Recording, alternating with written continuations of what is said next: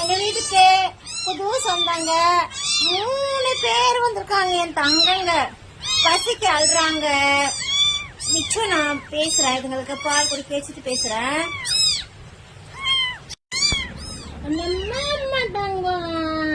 அழகா கைய பிடிச்சிட்டு பால் குடிச்சிட்டு பாருங்களேன்.